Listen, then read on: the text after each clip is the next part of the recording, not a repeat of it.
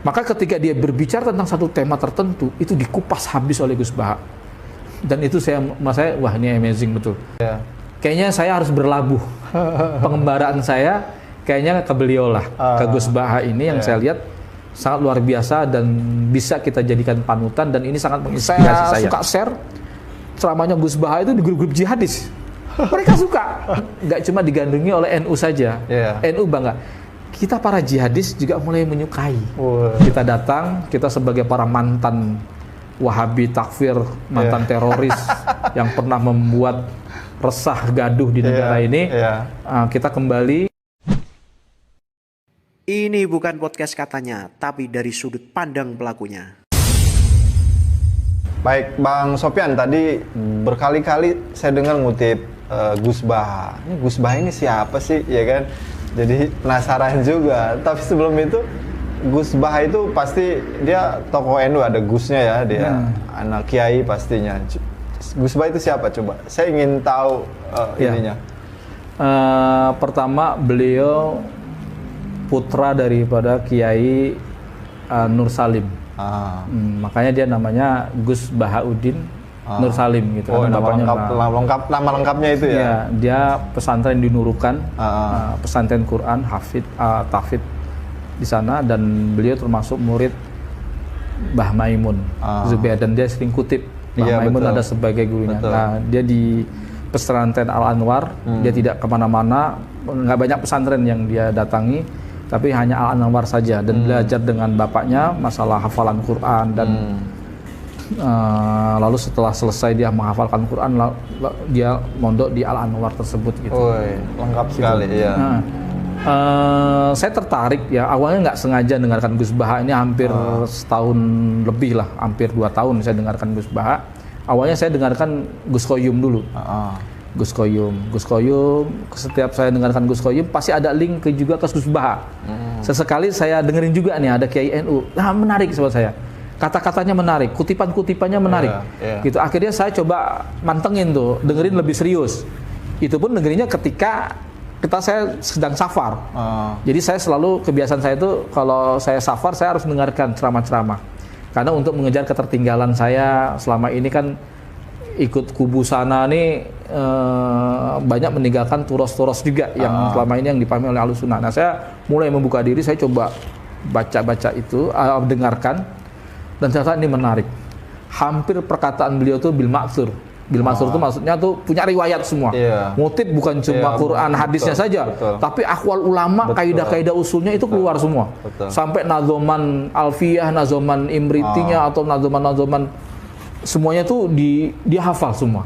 Bahkan Bukhari Muslim mungkin beliau juga hafal itu ya. Kemudian sampai Fathul Mu'in dan sebagainya, dan dia mengikrarkan bahwa dia alim. Bukan karena kesombongan gitu, tapi karena memang di akhir zaman ini yang serba nggak jelas, banyak ulama-ulama dadakan, ulama-ulama yang maaf ya nggak jelas, bahkan nausorob nggak punya, perangkat-perangkat ilmu alat nggak punya, tapi kemudian dia berfatwa. Dan saya sebagai korban fatwa-fatwa tersebut, ngaji nggak tamat dan sebagainya, itu memang betul apa yang dikatakan Gus Baha ini. Sehingga nggak hanya itu, beliau juga menguasai tentang durusul firaq, tentang aliran-aliran madzhab dan aliran-aliran pemikiran. Maka ketika dia berbicara tentang satu tema tertentu, itu dikupas habis oleh Gus Baha. Dan itu saya wah ini amazing betul. Ini luar biasa nih. Ya gitu. Ini betul-betul alim. Sehingga saya sampai mengatakan begini. Dari pengembaraan saya dalam mencari seorang ustadz, guru atau kiai, dari kelompok-kelompok kubu sana, dari Ikhwanul Muslimin sampai kelompok Salafi, saya pikir ini sudah tuntas. Ternyata ada yang lebih alim lagi, ada yang lebih keren lagi. Kayaknya saya harus berlabuh. Pengembaraan saya kayaknya ke beliau lah, ke Gus Baha ini yang saya lihat sangat luar biasa dan bisa kita jadikan panutan, dan ini sangat menginspirasi saya. Gitu. Banyak sekali ungkapan-ungkapan dan kutipan-kutipan dia di antara para ulama. Beliau suka mengutip di buku Maqalat Islamiyin seperti Abu Hasan Al-Asy'ari dan sebagainya, bagaimana Khawarij ini dalam berdalil, dan itu tepat semua. Sehingga kalau kita dengarkan Gus Baha, itu kita tersindir juga. Tapi menyindir bukan berarti kita marah, enggak. Memang itu jadi koreksi buat kita. Betul apa yang dikatakan Gus Baha. Cara berdalil kita tadi begini. Dan itu dikupas tuntas. Dan saya kayaknya belum pernah mendengarkan, hatta sekalipun di NU, itu bagaimana mendeskripsikan setiap permasalahan itu sedetail Gus Baha ini. Sehingga saya merasa wah ini udah, saya kalau sudah satu yang saya anggap itu kalau dengar yang lain ya jadi kayaknya kurang keren gitu.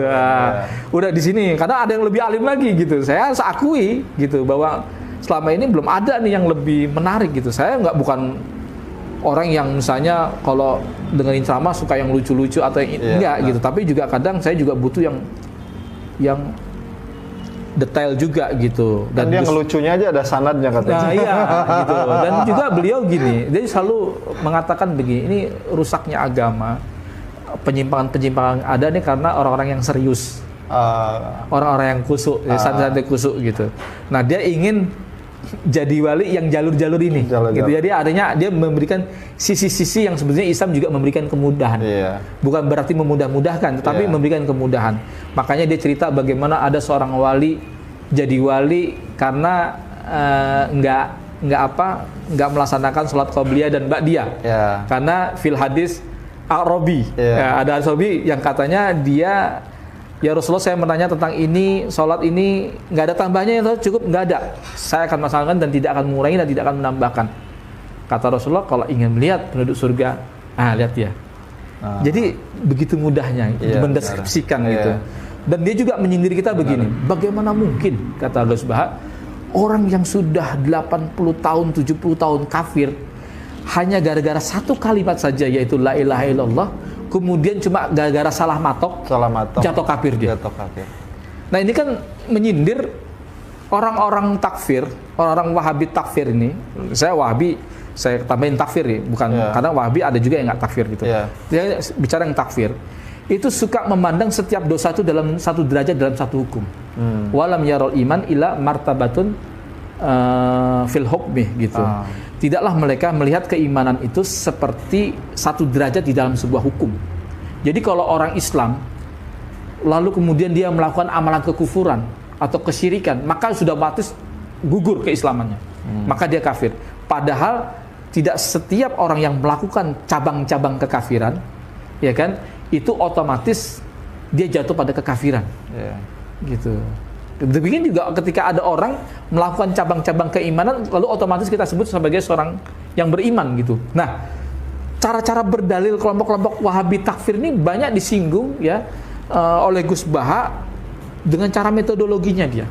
Inilah yang uniknya menurut saya, gitu. Yang sehingga menurut saya beliau ini sekarang nggak cuma digandrungi oleh NU saja, NU bangga. Kita para jihadis juga mulai menyukai.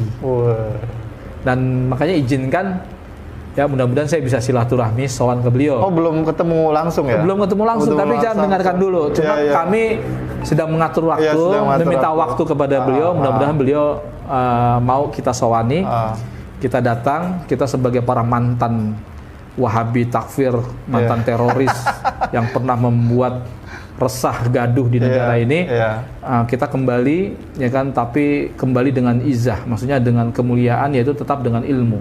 Dan saya percaya dan yakin Gus Baha bisa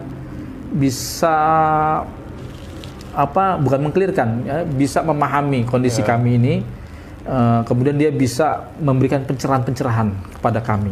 Dia sudah membahas tentang jihad belum sih ceramahnya? Sudah ada bahas bagaimana kesalahan para jihadis di dalam memaknai ayat-ayat itu sering disindir oleh beliau, gitu. Karena memang ketika kita karena kita ini terlalu tekstual ya, terlalu nususiin ya, orang-orang yang terpaku kepada teks itu kadang nggak melihat bagaimana makna ini apa sudah nasah, mansuh, atau muqayyad, atau mutlak, atau mujmal, atau apa, kan ada disiplin ilmu Quran.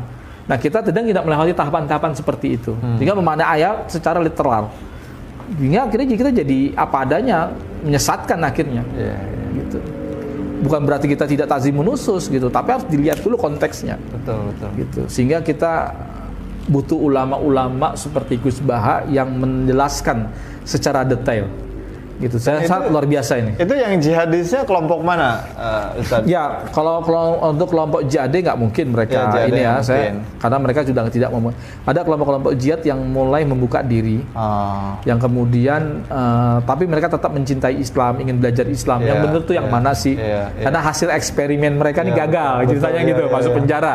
Terus lantas kita Islam yang kudu seperti apa gitu. Sampai kemudian muncullah Gus Baha. Jadi teman-teman ini menemukan, oh ini ternyata yang menjelaskan seperti ini nih. Jadi kita ini kehausan, ketemu akhirnya. Ya Allah takdirkan kita ketemu seperti Gus Baha. Dan beberapa saya tawarkan, saya suka share ceramahnya Gus Baha itu di grup-grup jihadis. Mereka suka. Wah ini wajan oke. Makanya kemudian artinya masuk yang nggak ditolak langsung. Iya. Nah kemudian kayak ada kasus-kasus, maaf ya, politikus NU yang agak-agak manuver tersebut, agak pragmatis. Mereka nggak lagi lihat itu. Coba dulu lihat Gus Baha dulu pendapatnya. Gus Baha pasti nggak begitu. Wah, jadi gitu. Ini Gus Baha ini jadikan standar. Jadi standar ya. Nah ini kan berarti sudah ada objektivitas dalam melihat sebuah persoalan. Betul. Ketika ada yang manuver-manuver yang rodo-rodo ngeselin bagi sebagian kubu sana, mereka nggak lantas melihat itu bagian daripada NU itu sendiri. Iya. Tapi mereka lihat Gus Baha dulu. Gus Baha aja begini gitu. Akhirnya ini perkembangan yang luar biasa. Mudah-mudahan lancar Bang ya. Amin, insya Allah. Dan ini Murad, ini emang wali. Ini khusus atau bisa ini gak sih di iniin temuannya nanti? Saya rasa nggak juga ya, karena kan di Gus Baha juga ada santri-santri dalamnya dan sebagainya. Saya juga mereka akan pasti mengabadikan momentum dan sebagainya. Ya abang kalau mau meliput kita juga nggak masalah nih. Ini harus diabadikan, ini sejarah, ini menarik gitu. Dalam catatan-catatan pengkaji soal. Iya, apalagi kalau kita mau masukin di YouTube. Kalau kita ngambil dari YouTube-nya sih misalnya orang Nurukan kan kita kena teguran. Nah kita harus bawa kamera juga mengabadikan sendiri sehingga momentum-momentum yang menarik ini bisa ini. Saya rasa penting itu. Ya menarik. Saya kira itu Bang. Saya kira menarik, udah panjang kali lebar. Tapi sebelum berakhir nih ada tes dulu nih buat Bang Sofyan. Kalau saya kasih dua pilihan Bang. Lebih nyaman mana nih Bang Sofyan ini, bela agama apa bela negara? Sebetulnya ketika kita mencintai agama ini, itu tidak berbenturan dengan cinta kita kepada negara kita. Sehingga terkadang saya juga tidak mau berbenturan dengan hal itu. Karena jangan sampai kita seperti kubu-kubu yang lain, ketika kita mencintai negara, berarti kata kubu sana bermasalah dengan keislamannya. Atau ketika kita mencintai agama kita, berarti juga bertentangan dengan negara gitu. Sebetulnya itu tidak bisa terpisahkan antara kecintaan kita kepada agama, lalu satu sisi kita mencintai tanah air kita. Karena Nabi sering juga ketika dia hijrah ke Madinah, beliau begitu berat meninggalkan tanah airnya. Iya betul. Karena cinta tanah air itu fitrah. Mau kita sukses di negara orang lain itu pasti ada cinta kita ingin balik pulang kampung. Maka ada kebiasaan di setiap hari raya Idul Fitri orang berbondong-bondong pulang ke kampung. Karena mau itu fitrah. macet apapun ya. Mau macet apapun dijabanin. Karena itu fitrah. Maka saya bilang itu bisa bersamaan ketika kita cinta kepada agama kita, di satu sisi yang sama kita juga bisa mencintai negara kita. Maka untuk itulah yang dilakukan oleh Kiai Haji Hasyim Asy'ari dalam mempertahankan kemerdekaan kita. Pangeran Diponegoro, Imam Bonjol, itu karena kecintaan mereka kepada negeri ini, negeri kaum muslimin. Dan itu nggak akan bisa kita dapatkan dengan orang-orang yang berbuat ekstrim, yang menganggap ini adalah negeri kufur. Mereka nggak akan cinta-cintanya kepada negara ini. Karena mereka beranggapan kalau sudah cinta kepada negara, sudah pasti dia nggak akan cinta Islam. Atau sebaliknya, kalau sudah cinta Islam, udah nggak boleh kepada cinta negara. Ini pemahaman yang salah gitu. Saya rasa, saya mencintai agama dan negara ini. Ini tanah air kaum muslimin, ini negeri kaum muslimin. Kita harus jaga, rawat baik-baik, kita terus berdakwah, ya kan? Dan saya mati di sini, hidup di sini, mencari makan di sini untuk keluarga saya, dan itu tidak akan berkurang sedikit pun ketika saya berislam secara kafah gitu. Baik, makasih Bang, waktunya, penjelasannya, kesaksiannya khususnya ya. Ini sudah di acara Sudut Pandang. Jangan lupa subscribe, komen, like, sebarkan ke banyak tempat untuk acara ini. Sudut Pandang ini sudah kita katakan bahwa ini bukan katanya, tapi dari sudut pandang langsung para pelakunya. Terima kasih Bang, kita cos lagi. Wah, terima kasih dari saya. Assalamualaikum warahmatullahi wabarakatuh.